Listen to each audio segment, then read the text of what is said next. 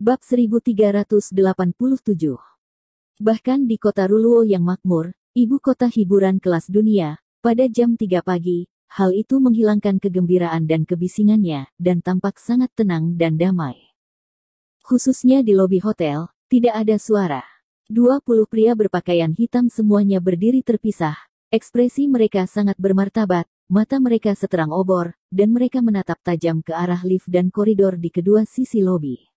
Keluar, gugup, sesak napas, seperti musuh. Di antara mereka, pria berwajah jahat juga ada di sana. Daripada berdiri di aula seperti orang lain, dia duduk di tempat tersembunyi di area longe yang menghadap ke meja depan aula, dan kedua matanya mengamati pintu masuk lift dengan tajam. Ekspresi tegang yang sama. Mungkin karena sekelompok orang ini berdiri dengan punggung menghadap ke pintu hotel dan perhatian mereka begitu terkonsentrasi sehingga mereka tidak memperhatikan ketika Lin Yu, Bai Rentu dan Kui Mulang masuk. Namun, dua staf pria dan wanita pirang yang berdiri di meja depan gugup dan melihat Lin Yu dan mereka, karena Abel telah menjelaskan sebelumnya, tidak ada ekspresi aneh di wajah staf pria dan wanita pirang. Pria pirang itu hanya mengedipkan mata pada Lin Yu dan mengangguk ringan. Lin Yu juga mengangguk pada pria pirang itu, dan kemudian pria pirang itu menekan tombol di atas meja, dan sinyalnya langsung menuju ke departemen logistik hotel, yang selalu siaga setiap saat.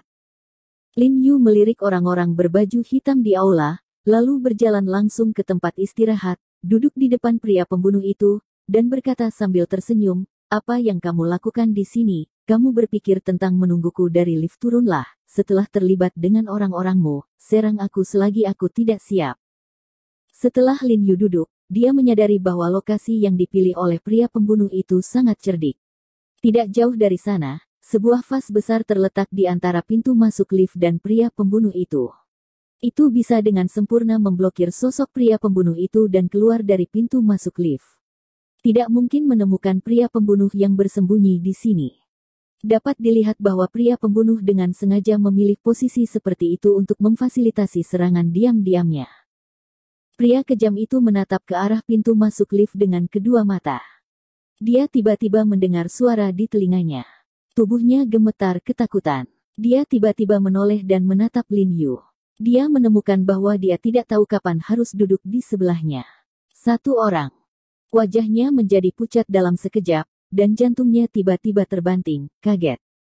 Anda tahu, dengan kemampuannya, bahkan ketika pikiran terkonsentrasi tinggi, tidak mungkin orang mendekatinya dengan diam-diam. Bisa dilihat kalau kekuatan orang yang duduk di depannya saat ini pasti luar biasa. Di bawah dampak psikologis yang intens seperti ini, otak pria jahat itu menjadi kosong, dia bahkan tidak mengenali Lin Yu untuk sementara waktu, dan tanpa sadar berteriak, "Siapa kamu?" Pada saat ini, kerumunan orang berbaju hitam di aula mendengar gerakan di sini. Mereka juga memeriksa kepala mereka secara berlebihan, dan melihat ke sini dengan rasa ingin tahu. "Bodoh, kamu bahkan tidak bisa mengenali orang yang kamu cari. Apa tujuan hidupmu?" Mata Lin Yu melesat tajam, dan suaranya sedingin es dalam sekejap. Begitu suaranya jatuh, tangan kanannya ditembakkan seperti kilat, mengenai tenggorokan pria kejam itu. Klik. Suara tajam dari tulang patah terdengar, yang sangat keras di aula yang sunyi dan kosong. "Baik." Lelaki kejam itu gemetar, tanpa sadar mendengus, dan seketika membengkak menjadi warna hati babi dari leher hingga pipinya. Tiba-tiba matanya melebar, merah, hampir meledak, tangannya menutupi lehernya. Tubuhnya gemetar seperti sengatan listrik, berbaring lemas di sofa. Semua orang di seluruh aula tercengang oleh dampak yang tiba-tiba, dan mereka berdiri dalam keadaan linglung, bahkan tanpa menyadari bahwa pintu rana yang tahan api di aula mulai runtuh. Saat ini, Bai Rentu dan Kui Mulang sama-sama sudah menampakkan senjata mereka, menendang kaki mereka, dan dengan cepat bergegas menuju kerumunan. Dalam sekejap mata, mereka bergegas ke depan rombongan, dan bilah tajam di tangan mereka berkilat. Itu langsung tenggelam di leher mereka berdua dalam balutan warna hitam. Engah! Engah! Dua suara kulit robek terdengar, dua pilar darah terciprat, dan keduanya jatuh. Itu dia Jiarong. Membunuh mereka. Sampai saat ini, tidak ada seorang pun di antara pria berpakaian hitam yang mengenali He Jiarong, dan kemudian semua orang tiba-tiba pulih, meraung, mengeluarkan belati yang mereka bawa, dan bergegas menuju 100 orang Tu, Kui Mulang dan Lin Yu. Bai Rentu dan Kui Mulang dikelilingi oleh kerumunan dalam sekejap, tetapi hanya ada 6 atau 7 orang di sekitar mereka. 10 orang yang tersisa semua bergegas menuju Lin Yu dengan mata merah, dengan niat membunuh di mata mereka, dan juga dengan mereka. Keseruan yang intens. Karena tujuan utama perjalanan mereka adalah untuk menyingkirkan Lin Yu, siapapun yang membunuh Lin Yu terlebih dahulu akan memberikan kontribusi besar, dan mereka pasti akan naik ke puncak. Menarik. Lin Yu melihat sekelompok orang hitam dan menghancurkan bergegas, dan menjilat bibirnya dengan kegembiraan juga, matanya bersinar cerah. Sejak terakhir kali dia mengejar mobil Abler dan mematahkan kecepatannya melalui satu tingkat lagi, Lin Yu merasa bahwa kebugaran fisiknya tampaknya telah maju ke tingkat yang lebih tinggi, dan kekuatan spiritual dalam tubuhnya tampaknya telah menembus hambatan pertumbuhan dan berubah. Dia semakin berat dan semakin berat, bahkan jika dia menggunakan kekuatan spiritual untuk membantu Sarana sembuh setiap hari, dia masih merasa bahwa kekuatan fisiknya sangat melimpah, dan bahkan energi yang kuat itu samar-samar keluar dari tubuhnya. Dan dia sibuk menyembuhkan Sarana setiap hari, tidak mampu melampiaskan kekuatan yang melonjak di tubuhnya melalui latihan. Jadi saat ini, melihat begitu banyak musuh yang bisa terbunuh tanpa gangguan, dia tidak bisa menahan perasaan sangat gembira. Tepat sekali, gunakan kesempatan ini untuk mencoba beberapa set teknik misteri yang sudah Anda kuasai.